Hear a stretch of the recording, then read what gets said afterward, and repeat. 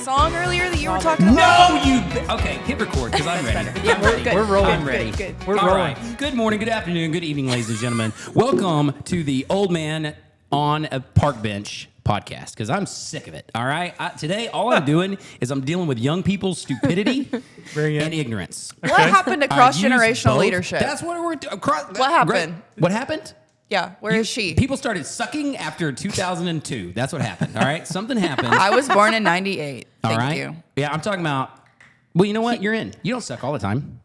Halfway. Just All only right. sometimes. No, you're great, Jess. Halfway suck. No.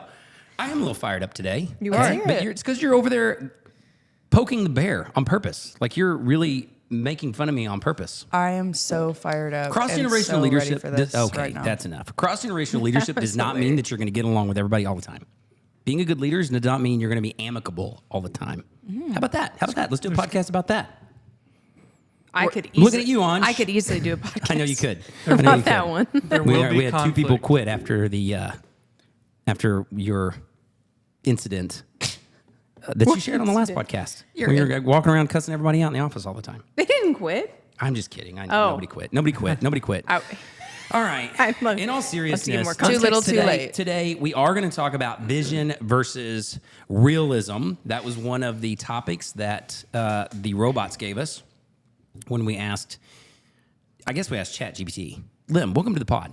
Hey, How you doing, buddy? it's good to be here. You asked for these topics, right? How did you get the So- versus topics? So actually, it was stuff we had already talked about. I had put in our transcript into the robot, Fascinating. and they distilled it into topics that we could expound on. So we've actually already hit on some of this, probably briefly. Well, it phrased it as like vision versus realism. Is that the phraseology we're going to use that we're going to stick with? And I think that is fascinating. That's what we're going to talk about. But before we even get there, we are going to start where we just started because Jess is giving me a hard time about cross-generational leadership from 8-Track to Emoji. It's a great book. Check it out, Amazon, wherever popular books are sold. And today, I've just been getting called out for my age in literal ways, like people just calling me out for being old and not understanding my references. And also in, the way, what social interactions also, getting rubbed the wrong way on that. So I wanted to start with a quick quiz because this is fascinating timing because the other day I realized something. I made a couple of references on the podcast and otherwise that y'all didn't really catch. And I'm like, well, I'm not that much older than y'all. Yes, I'm the old man over here. But I mean, we got these stair steps. Like, Lim, just for the record, how old are you? 31. 31. And Anj, you're 29. 29. Jess, you're 25. 25. All right. Oh, we And got I, a for the whole record, couple decades between I'm 41. Not even 2 decades is my point. I thought it was 45. No, you did not. I didn't. You I are know making his that up. birthday. You are, once again, audience, that's what I've been dealing with all day. Things like that. That right there, that's what I've been dealing with. I mean, Anj is middle-aged, so. Yeah. Once you call me middle age, Approaching middle age. everything's off the Approaching table. middle age. I am squarely in middle age, and I'm okay with that. But I was doing a workshop, and we were talking about cross-generational leadership, and we were talking about these connections and lack of connection and those things. And I realized that even though there might not be, it's what we talk about, but it was just thrown in my face because I was like, wait a minute, that song is not that old. And I realized today when I threw out this song, because I threw out the song Peaches by the Presidents of the United States of America. Lim, are you familiar with that song? Peaches? Oh, I thought you were talking about Justin Bieber's. That's what I God, said. And no, he was like, that's no. what everybody said. And I was like, no, but I know that song. But Yeah. no, not that one. I don't No. know. I don't know the Peaches. There's a song. different the Peaches one's like, song? I get my peaches in Georgia. Oh, yeah. Whatever. Yeah, not that one. Nope. This one's millions of peaches for free. Millions of peaches. Okay, nobody gets it. I don't All right, know that audience members, I guarantee you, our audience, people in our audience screaming right now. What? They're reacting like me. What? You don't even know that song? Then I caught myself. This was the second time. That happened today in our office. Like an hour ago. But yes, but it made me think of this other conversation I had, and I recognized when I was about 10 years old, which would have been 1991. Thank Wow. you. I was waiting for it. 25 years before that is 66. Yeah. Okay, go with me for a second. We're going. So I distinctly remember when you are, and I use the age 10 to just think of the age when you start paying attention to things. You know what I'm saying? When you're like, okay, I kind of get what's going on around me. I'm paying attention a little bit. Like, you're going to, and you have distinct memories from when you're 10. And, this happened when I was 10. I was in, 4th grade and this stuff. Okay. 1966 was an eternity ago to me. Even when I was 10, it's like the 60s? I mean, like when the Vietnam War, Martin Luther King Jr. was alive. You're only 3 years removed from JFK being assassinated. Like, that's an eon ago. Okay, so when I put that in perspective, I'm like, well, 25 years ago, Jared, now is 1997, and not too far, 25 years ago for you then, when you were 10. Let's see, what year were you born? 98. 98. So in 2008, 25 years ago to you, that'd be the late 70s. So it's like, wow, the late 70s. That's pretty close to when I was born, 1981. So I'm starting to piece this together, and it goes to it reinforces the point that we teach when we do workshops over 8-track to emoji, that the years are a piece of it, but the worldview is what matters. And once you get past a certain age, it's like this exponential factor. And I haven't done the math to think of where the exponential factor is, but it's like, oh, if you're 5 years older than somebody, cool, you're 5 years older than them. If you're 10 years older than somebody, okay, there's probably going to be a pretty good generational gap. If you are 15 years older than somebody, that's going to compound. If you're 20 years older than somebody, it's like, wow, y'all are from different planets. Like, you're not even, the references you have are going to be ridiculously aged. So I'm at the place I'm realizing now where I have always been older in comparison to much, because we do a lot of educational work. We've always had collegiate students working for us. That's been a large part of our team, especially early on in Paradigm Shift. So I've got a quiz for you all today. I'm just curious. So this is my personal anecdote to test the waters on what does someone who is younger than you know. Because when you're in the workplace then, if you want your jokes to land and you want to be a good cross-generational leader, you've got to remember the exponential factor. It may not matter when it comes to pop references, but it may matter when we talk about social interactions, emotional intelligence, common sense. Those sorts of things become exponentially greater or exponentially different the older you are. So it's this catch-22. It's like the older you get, then guess what? The harder you have to work.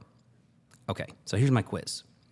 I pulled up the top 10 songs from 1997, 25 years ago. We're going to see how many you know. 25 years ago? Yeah. Was this when That's you were born? 1997. I was born in 98. She's born in 98. 98, so she wasn't Okay. even born. Wow. Okay. I don't know if I'm going to get one of these. Well, but I said this song. I talked about Peaches. I don't know this. I didn't even look up the year. I said, I think it came out about 1997. And then as I'm talking it out, I'm realizing none of you know the song. Like, and it actually makes sense that you don't know this song. Right. Some songs, though, like just Some tested. songs do. Well, Miss Treat over here, she gives me this smart aleck answer, and she's like, I wasn't even born in 1997. And I said, I did say that, and I sounded just like that. thank you. Exactly. Word for word. And I said, have you ever heard of Hey Jude by the Beatles? You're right, but Yeah. I will say, like, I was think like, well, you weren't about born for that one either. you got to think about greatest of all time, though. I know. Yeah, but- great. There's some hits I know, that just. I know. And I grant that. But the fact that you weren't born then is irrelevant. So I'm curious, You are right, sir. of these 1997 classics, Let's hit it. how many do you know? And it's just a simple yes or no. We're going to keep track. All right. Number one song of 1997, believe it or not, Candle in the Wind. First, I'm going to give you just the title. Candle in- are you Candle gonna, in like, the sing Wind. it or something? I can if you need me to. I don't mind. You Oh, know, well, these we're pipes gonna are need ready. you to. But first, and then I'll give you the artist. You might know it once. Elton John. Elton John, Candle in the Wind. Don't know the song, obviously. He released it earlier, so it's technically Candle in the Wind 1997 because he re-released it upon Princess Diana's death. How does it go? You lived your life like a candle in the wind. Never heard it. Knowing where you're going when the rain sets in. It kind of sounds familiar. I'm not. I don't know cap. the words, but this is the tune. I'm going to have to edit Anyway, that all right, with number the two. score underneath. Yeah, Candle no in the Wind idea. 97. All right, here we go. You Were Meant for Me. Number two is You Were Meant for Me by Jewel. Wait, sing that one. I might know that one. I got my eggs, I got my pancakes too. I got maple syrup, everything but you. Oh, never mind. Dun, dun, dun, I put the cap back on. Yeah. You were meant for me, and I was meant for you. Yeah. Oh, that line I know. You were meant for me. That's it. Yeah. I bet that's on a reel somewhere. I know that one. Oh my gosh, I bet that's on a reel somewhere. Hey, you're not This doing could too not- bad. This could not go worse. Your Okay. singing career is I'm taking notes. No, I think it really that's is on a reel somewhere. your singing career is about to take off. Thank you. 'Cause that one is line actually I a really know. good song. You would like that song, I think. I Google have- it up. You I Were will. Meant for Me by Jewel. Okay, number three, I'll Be Missing You by Puff Daddy. Yes, Puff I think Daddy. I know this one. I'll be, yeah. Wait, I want to hear you sing that It's one. a rap. But I then- know. I then want it's to hear the it. song is. It's the song he wrote for when I know. Notorious B.I.G. died. I know. I like that one. Okay. Are you going to So- sing it? Well, I'm trying to get it in my head. I've got lots of these songs going at the same time, but it's like, we'll meet again. Yeah. I don't know that the is, no, I know. That's You what know it what I'm is. saying? I can't know get it in this my one. head. I can Yeah, sing it if know. I can get it in my head. Like, I'm just reading the list. I didn't listen to these songs beforehand. All you had to say was Puff Daddy, and I was checked out. You don't like Puff I'll be Daddy? missing you. Him about to Yeah. sing the lyrics is Okay. what got me. Unbreak My Heart. Oh, yeah. That was it. I did it. yeah. I was I like, think yeah, I know this yeah. one. I'll be missing you. Yeah. Yeah. After he died. Yes. Yeah, I Yes, know after this he one. died. Yeah. It's like, and honestly, if you listen to the actual track, it's got like 2 minutes of him Yeah, just talking it about does, yeah. B.I.G. before he even sings. The original. It's a very yeah. long intro. Unbreak My Heart, you know that one? Rattle it off, sing it for me. Unbreak my heart. He nailed it, that's it. Wow, it is. It's by Tony Braxton. That I sounds almost like a didn't do worship that. song. That's it. No, no. Unbreak The way My he Heart. sang it. Well, everything Well. Lim sings, it's more holy over there. Man, I would not That's tout it. myself as a singer. Can't Nobody Hold Me Down. I'm going to go fast through these. Can't Nobody Hold Me Down, Puff Daddy. Nope. Puff That's Daddy a was no. killing That's it. a maybe by I don't know Anj. if I Oh, know Puff that Daddy one. pretty big in the late 90s, if you didn't Yeah. know. Now you know. I Believe I Can Fly, number 6. Surely yeah. you know I Sure. Believe I I know Can that Fly. one. Sure. Oh, that was Aged- 97? Yeah, by R. Kelly. Aged Yep. very poorly. All right. Yeah. He was also in Space Jam. That's why it's such a big song. Don't Let Go by In Vogue. Return of the Mac by Mark Morrison. Great How's that classic go? one-hit wonder. I might know. Return of the Mac once again. Return of the Mac. Oh my God. I don't know. Maybe. That's Return of the Mac. Maybe. I think we should have done a whole podcast on this so we could Who just else was listen to scared? Jared That's it. sing these. Who else was scared? I was scared. That's the song. He wanted me to sing it. We need to get Jess to sing something. Return Yeah. of the Mac. How Do I Live by Leanne Rimes. Nope. Soundtrack to Con Air. What? How Do I Live by Leanne Rimes. It was the theme song of the movie Con Air. The Nicolas Cage Oh, I movie. thought you were talking about Con Nicolas Air, the Cage. hair products. No, oh my The hair, lord. I did too. I thought he No, was talking you about thought that a too, curling right? I iron. was looking for just like, was it a commercial? Is a curling. Yes, yes, beauty products. But Con Air was a great movie of the late 90s starring Nicolas Cage, Oh, where it's an airplane of convicts. That's where we went wrong. Oh, Nicholas it's Cage. so good. that's where we were. How do I live without you? Okay, so that was on a movie then. I want to know.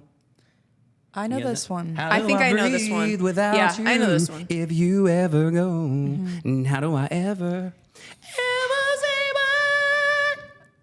That's Oh, it. how do I live? Thank you. You I nailed couldn't it. sing it, but I killed it. That was pretty good, actually. You know what? That wasn't terrible. We I'll need take to it. start a And number 10, Wannabe. quartet. Wannabe by Spice Girls. oh, You know love that. it. I could rap that How's whole that go? Oh, go for song. it. Nope. Go for it. Let's hear it. Go for it. Come on. That's like the, oh, I tell you what I want, what I really, really want. So tell me what you want, what you really, really want. Yeah. I wanna. I want to really, really, really make you say, Zigga zig ah. ah, zigga zig ah. If you wanna be my lover, you gotta get with the pod. All right, let's get with the pod. Vision versus, that's pretty solid, wasn't it? All right. Vision versus realism. This is where we need a break. This is where we need a commercial. This would be a great commercial break because, you know, we gotta come down Yeah. from that. Yeah. Anj is going to talk to us about a dynamic illustration from the queen herself on vision, maybe versus reality or versus realism. I don't know. But when we get back from the break, on this break, we will listen to the beautiful sounds of the late 90s.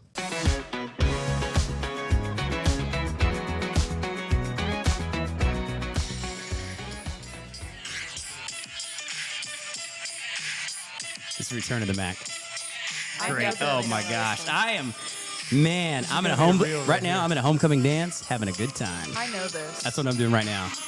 You know what the secret to success is at a dance? Confidence. Confidence. 100%. You hear what I said? It's like grinding. Yeah. Also the same. So that's Return of the Mac. There you go. I know that. Big time, one hit wonder, big song during my high school years. A lot of fun though. Yeah. Sounds that's, fun. That's a good leadership lesson. You know, don't worry about what everybody else thinks. Go out there and dance with confidence. Seriously. You're going to have a good time And at the that's dance. a wrap. That's a wrap. That's a wrap. Tell me about Vision. What you got, Anj? You brought up a great analogy that is kind of an older analogy, but the Queen Brené has a new spin on it. What do you got for Vision? Yeah.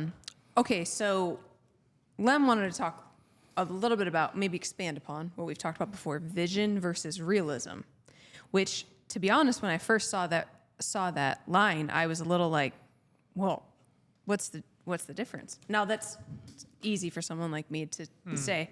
Someone like Lindsay would be rolling her eyes at me like, there's a big difference, Andrea. But I don't necessarily see it. So I was thinking a little bit like they really are hand in hand for me. I don't know. And I was reminded of this, like Jared said, analogy that Brené Brown and her sister, I believe her name's Barrett, talked about on her Dare to Lead podcast. It was a while back now. But she was talking about this analogy of like living in the balcony versus the dance floor. When we're talking about Dance decision. floor? Really? I didn't even know we were going to really do that is. when I set that up with me. Okay. really All right. is. I like that. Look at that. Power of the Yeah. Holy Spirit. Yeah. 777. Yeah. So the balcony and the dance floor. And typically the people who like would maybe live on the balcony are the big picture, high, I don't want to say high level, but future thinkers, maybe vision casters, maybe. I really don't like putting people in those boxes because I think they can move, but that's what the podcast is about. So then dance floor is like, oh man, I'll execute it. Let's get it done. I live in the weeds, live in strategies, maybe somewhere in the middle of there, but like, let's actually get this thing done. So balcony, maybe like, I can see it all. Let's start it. Let's push go. Mm-hmm. But dance floor is like, I'm in the weeds trying to make it happen. So in their organization, they talk a lot about like, we need you to pull up. Like you're in the weeds too much, like pull up, come up to the balcony, get up to the balcony. And then on the other side, we're like, I think they may only say this to Brené, okay. But basically like, we need you to like come down and dance. Like we need you to, we need to remove ourselves from the balcony for a moment. And you need to like see and feel what's down here. Okay. So her sister was talking about this and she was like, I just don't know how I need to get to the balcony. And she does, but she's ultimately like, I have a hard time getting there and back. And she was ultimately saying, Brené, well, do you use stairs? Do you use stairs to get up and down the balcony? And of course, Barrett had no idea what she was talking about. And she said, well, you're trying to fling yourself from the balcony and hurdle yourself up from the dance floor. And your team can feel that and see that. And so Brené talks about the 5 C's or 5 stairs of climbing and helping your team climb what we would call this like staircase to the balcony or climb down. This is good. I love this. I need this. I've never heard this. I know it's really I think good. I need this. It's one of my favorite. Yeah. Because I get very frustrated in the distance between the balcony and the dance floor. And so does she. Okay. Yeah. She actually had a really good one line for this, but she had said, her sister had asked, what if we try to armor based on what we're good on? And their terminology for armor is basically like, kind of like self-protect, defend, be defensive. That's kind of the wording that they use for that. So, I want to armor up because, and Brené's answering this. So, my armor could be creation. I actually thought of you. Like, don't harp on my creation. I'm just, I can't use the terminology she actually uses probably, but it's basically like, I am in this creation mode. Don't interfere. Don't make me come down to the balcony. And so she said, oftentimes I can use what I'm good at to protect me from doing the stuff I don't want to do, which is get in the gritty facts. Just because she's good at it doesn't mean she lives there. So she was saying like, just because I prefer the balcony and I'm good there doesn't mean that I shouldn't learn how to climb down the steps to the dance floor. So the 5 C's that she uses in order to walk her team up or down is number 1, color. So, okay, tell me about what we're doing and why. Color. Give me some color around that. Okay. Not what I thought it was going to be. I know. I could have guessed a million words that begin with this E, and I probably wouldn't have guessed color. I don't know. You may guess a couple, but I really don't know you guess a ton. So color, what are we doing and why? That's like the first, I think it'd be awesome to actually tie this into like one of our real life analogies. But like one I probably could use is content create. Like we do a lot of content writing, content creation. Jess, I think you're someone who probably like lives in the weeds of that. You get like the final product, you're making it happen. I'm just here to do it, and I'm doing it to get it done, and this is where I'm living, right? Jared and I live up here like, wait, why are we doing it that way? I don't like, just get rid of all of it. We just need to redo it, don't we? And Jess is like, I'm dying inside with you two. Please redo it. So, okay, so our jobs is to get up and down together. So color is a reminder to maybe I want to pull Jess up from the weeds. Color would be, Jess, remind me, like, what are we doing and why? And is what we're doing actually meeting that goal? If it is, maybe we can stay in the weeds. But color, what are we doing and why? Second is context. What else is happening in the organization and what else is happening around the organization? Meaning like environmental factors, What else are we trying to release and launch the same day? For us, we released a lot of our education packages all together. And in this scenario, we were doing our corporate packaging at the same time. We were trying to get it all done at the same pace. That's a good idea. For me on a vision, August 1. Yeah. Folks. August 1. Nailed it. so for me on the balcony where I'm like, yeah, let's get it all done at once. Well, okay, I'm using color. I'm using context. Maybe that's not the best idea. I'm slowly working my way down from the balcony to the stairs. The third one is Okay, so it's color. Okay, sorry, but I'm really tracking this analogy. So is color like the closest step to the balcony? Is it really like Yes. literally stair steps? She Think actually of doesn't like say that, but I would say yes. yeah, color. Okay, cool. Or or inverse. Like it's also the first step I would use to pull someone from the Okay. dance floor to go up the balcony. Okay. If that, Oh, it's if the that first makes sense. step. Going It's the first up step and up. And going down, I And would down. say. Yeah. These are some wicked steps. Okay. Well, I all don't right. know. I don't Is know. it an Honestly, elevator? I think it can be. I think they Is it can an kind of elevator? be used. She really never puts like a button. specific number of stairs. Maybe it is an elevator. Okay. We'll All go right. to Hey, different floors. I'm just going with it. That's I like fair. it. We can change it to the elevator. Okay, so color. Tell me what we're doing and why. Context. What's happening in our organization? What's happening around the organization? The third one is connected tissue. So how does this connect to the other strategies that we are also trying to execute on? And is it the right fit? Is it helping the other things we're doing, or is it causing more noise in the things we're doing? Basically, is it a connected tissue, or is it like, when you get like an infection, you ultimately have to like cut Yeah. off the whole limb? Is Yep. is that actually the end game of this, or does it fit in our longer term growth strategy? Things like that. So there's connected tissue. Then the last two are pretty simple. It's let's talk about the cost and the consequence.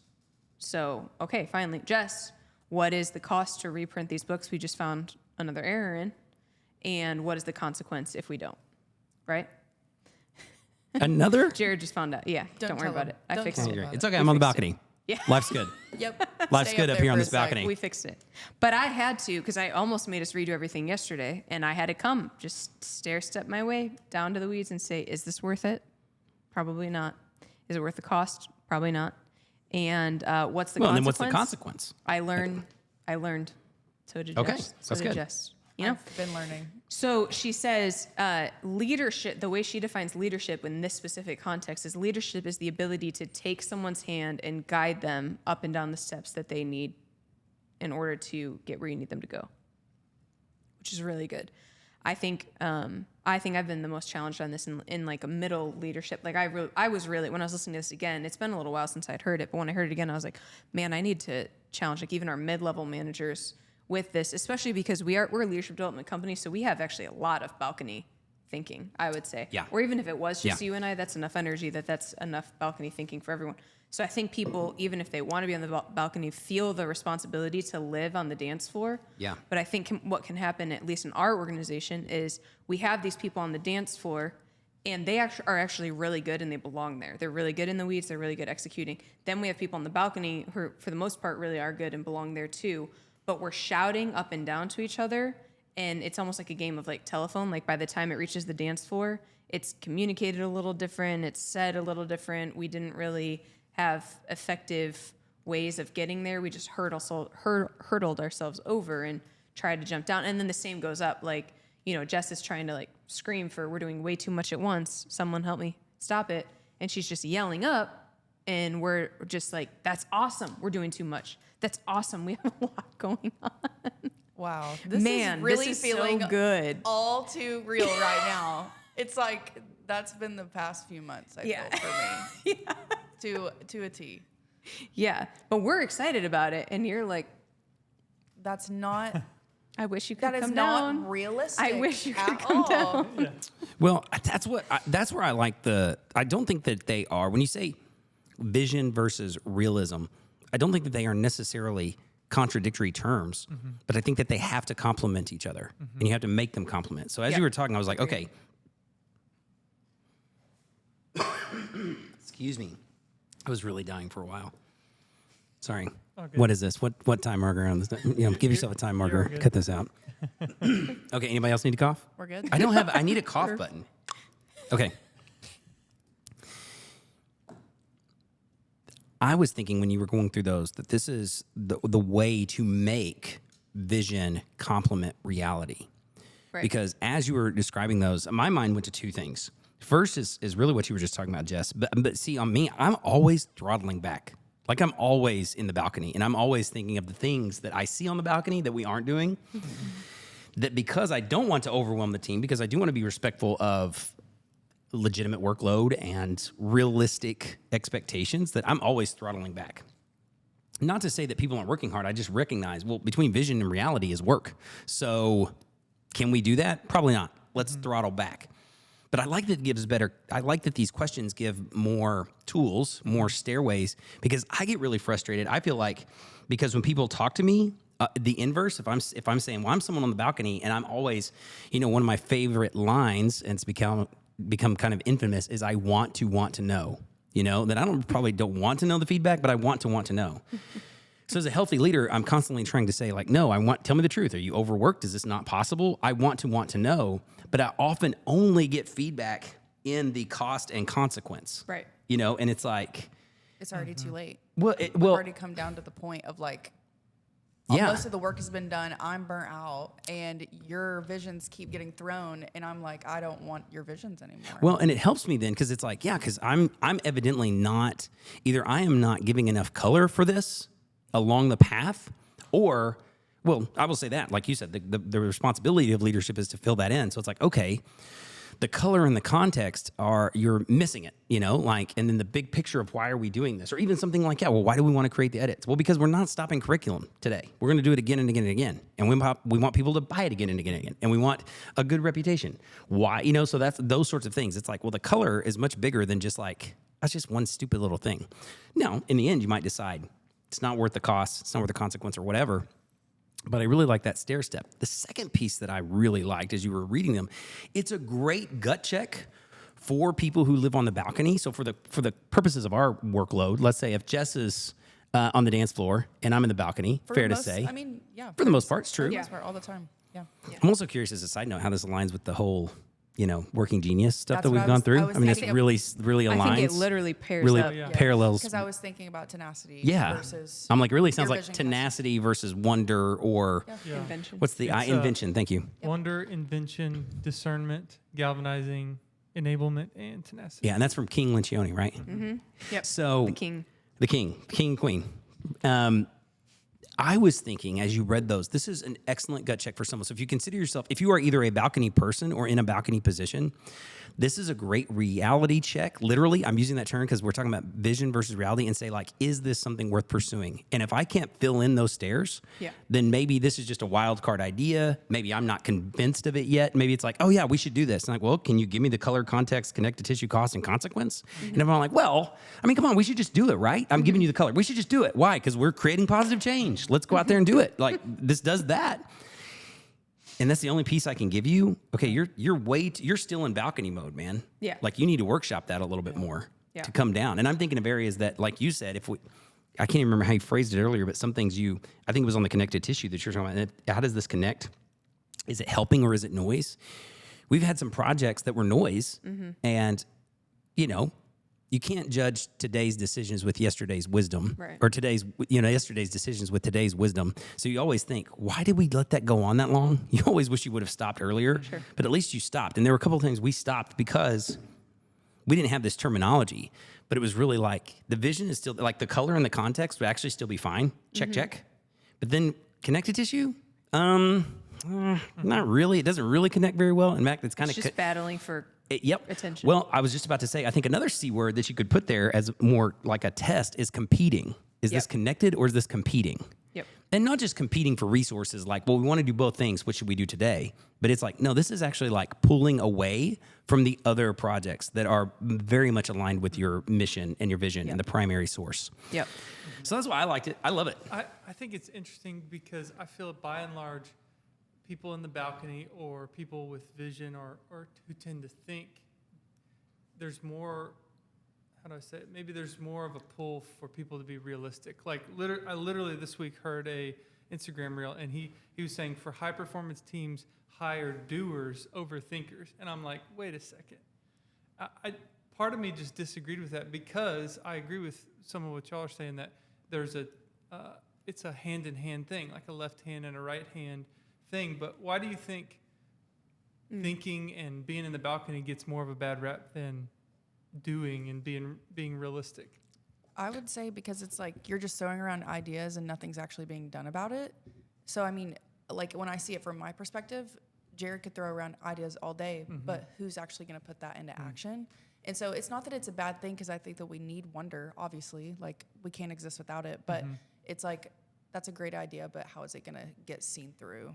It's funny to me that you asked, like, why they get a bad rep, because in my mind, it's the opposite. In my mind, I'm like, give me the balcony people all freaking day. Depends on your perspective. The weedy people who just constantly knock down all the things with something that's maybe fine, maybe better. And I really have to live in both worlds because like I feel like I end up having to be the dance floor person for Jared, but then almost for everyone else, I'm doing the opposite. So I really have to like run. You are sometimes up and 100% down my the dance stairs. floor person. Yeah, but I have to Bring me down all the time, Bruce. Yeah. But I have to be. Sure. Otherwise, just would be. But everyone else, like, I don't think I'm just as dance floor. I'm definitely not just as dance floor person. I can be if I need to be. You're definitely the vision cast. I mean, I think you do a great job of interpreting him to the rest of us.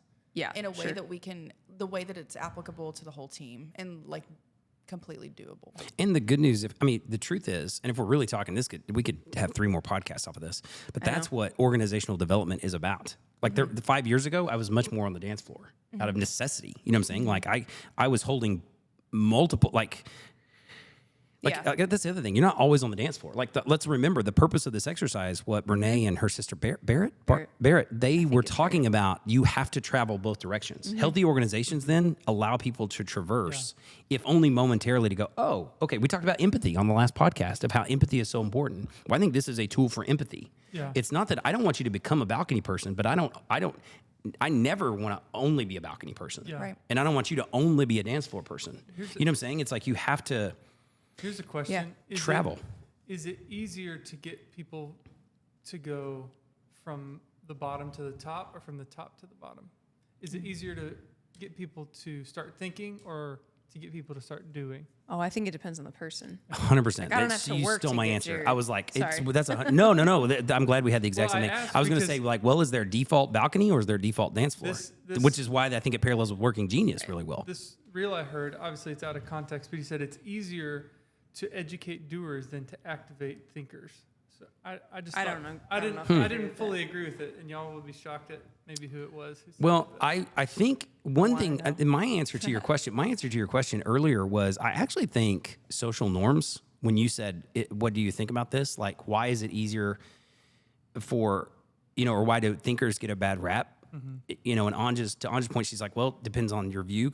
But I think actually societally, the answer would be yes, because you have more doer positions in society and it's easy to justify doing.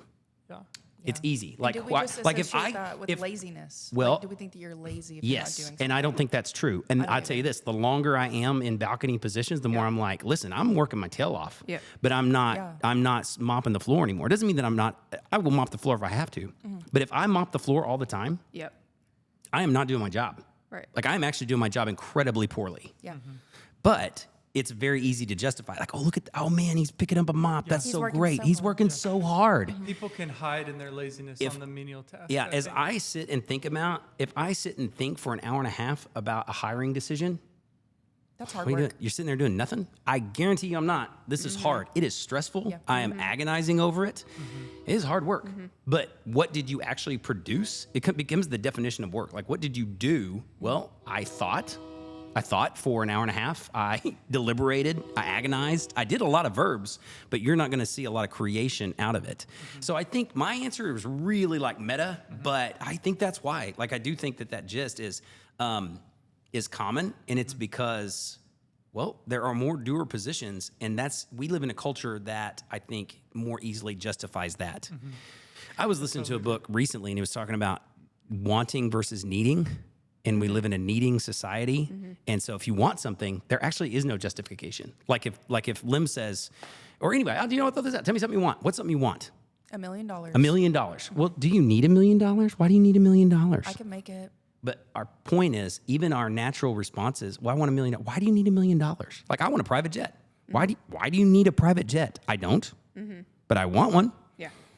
And we live in a culture that's needs-based And so those you can easily justify. When you get to wants, Yeah. Anyway, so I think that's a Yeah. that's a separate subject, but I think connected to the justification. Yeah, I think so. I also feel like I can see his point of the more we've grown and we've structured the company, I would say I do want to hire, and numerically, we do need more doers than, I don't like the term thinkers. That's what's throwing me off. Because I'm like, no. We Yeah, I actually agree with find that. ourselves in I a agree with that. problem I agree when with the that. doers aren't thinking. The doers are just like, oh, automated. This is what I do. Then I send the Slack message. Then I send, and there's no like discernment for thinking. I really like a cross mix of both, or train, some thinkers you have to train to be a doer, some doers you have to train to be a thinker. But the thinker is kind of what both terms are throwing me off a little bit. But I can see needing more executors in the organization than just big picture thinkers. Because when you have just the big picture thinkers, you get, there's 100 ideas a million. Well, if you go back to our terms of vision, like if you think of visionaries versus executors, I like that, or a doer. But I agree. I didn't like the term thinker. But if you have multiple visions, you have multiple companies. So there comes a point where it's like, well, I want you to think within this structure. And if you can't align with this structure, no problem. God bless you, but you probably don't want to work here if you're not in line with the balcony. Yeah. But it's my job, if I'm a balcony leader, either by position or by vantage point, to let people see from the balcony. And I think that's really, if we round this out and get back to the heart of this, I like this, what you started with Brené Brown's team and other people on our team being misaligned, and that coming from like, listen, you're so far. There's nothing wrong with being in the balcony, but it's like you're so far in the balcony, you don't even know what's going on the dance floor. I need you to see the dance floor and understand a little bit. And I go, oh, okay. Well, let me see what's going on the dance floor. And depending on what I see, I go, oh, well, this is fine, but I don't actually. Why are we doing that line dance? That's a ridiculous dance. Yeah. Let me show you the balcony here to really lean into this analogy. Yeah. Why are we line dancing? Like, you're on the dance floor, but let me show you the balcony. And then, absolutely. And then vice versa. And then the other side, that then, and as they do that, the dancer can say, well, then you better give us the right music to do the electric slide. Okay? We've been boot scooting boogieing down here because that's all you're playing. Yep. Brooks has done 1996. No, that's true. She does talk a little bit about, the two things I think I would reiterate out of this is, again, she says, great leaders can move. Even in a single conversation, like great. She actually said, I think it was a very specific line.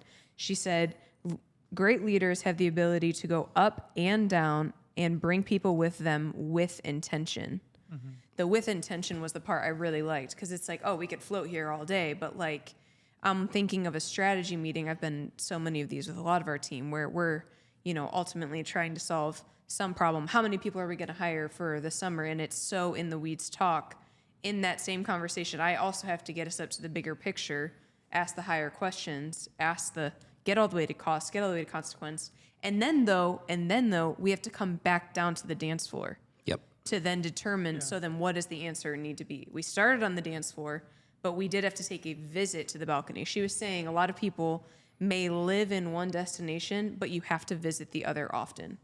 And so I think it's important to say, like, for maybe you are a doer, but you need to be able to, in that meeting, bring yourself and your team to that thinker, for the sake of that term, analogy, and bring them then back down to executing too. We don't want to just take people to the balcony and leave them there. Yeah.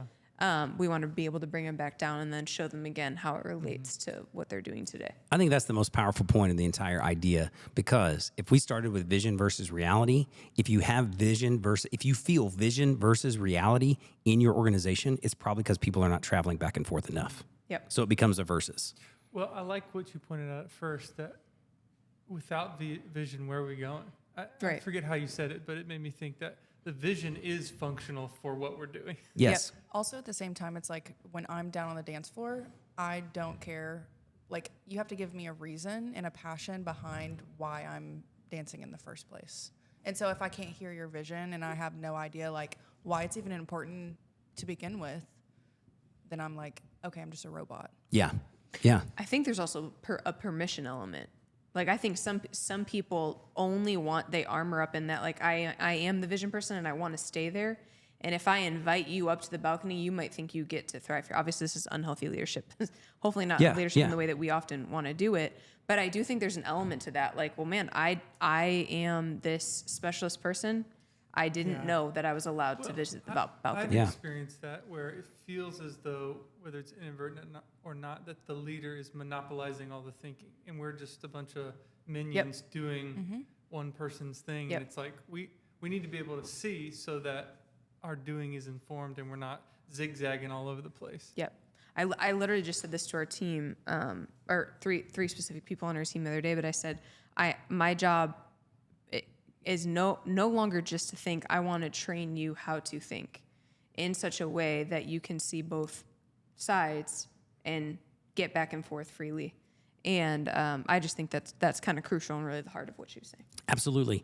Well, for our purposes today, as we wrap this up on the Good Leader podcast, regardless of where you find yourself by definition, you say, oh, I'm on the dance floor, I'm on the balcony. I want to reiterate and finish with the importance and point of the stairs, that they are there to travel. And if you want to be a good leader, which is the point of this podcast, we hope you think of these 5 tools, these 5 C's, these 5 stairs in new ways, so that if you are having disconnection between vision and reality, that maybe it's one of these 5, maybe it's a combination of these 5, maybe it's something that you realize you are missing out on explaining your vision. Because I think sometimes people who have vision are getting frustrated, and now this is a new way to understand it. On the flip side, if you do feel like you're a robot, if you feel like I don't have much of a voice here, we've given you 5 questions that you can ask instead of just saying like, I don't know what we're doing here. Yeah. Be like, say, do you understand the cost? Do you understand the consequence? Do you understand? Give me more color and context. How is this connected? Those are powerful questions that give more teeth than just being frustrated, than just going like, well, I don't understand the vision.